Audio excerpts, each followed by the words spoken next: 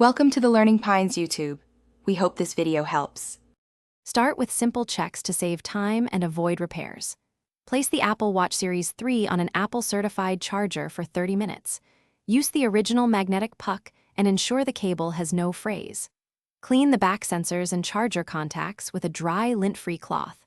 If still dark, force restart by holding the side button and digital crown for 10 seconds.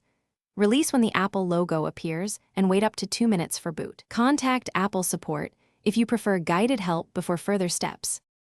Ensure your paired iPhone runs the latest iOS version and is within 6 feet of the watch. Open the Watch app and check for updates while the watch is on its charger. If an update is available, keep the watch on the charger and the iPhone plugged in. If the update fails, unpair the watch from the iPhone to create a backup automatically. Then repair the watch to restore settings and potentially resolve boot problems. For deeper recovery, use Apple Configurator on a Mac if Apple instructs you to. Always keep both. Inspect the case for screen separation, swelling, or corrosion that indicates battery damage. A swollen battery can prevent power and requires professional battery service to fix.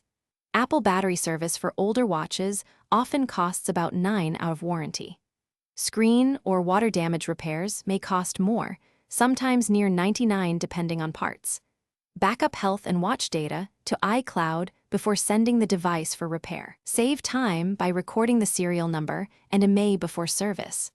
Contact Apple support or an authorized repair provider with your serial number ready.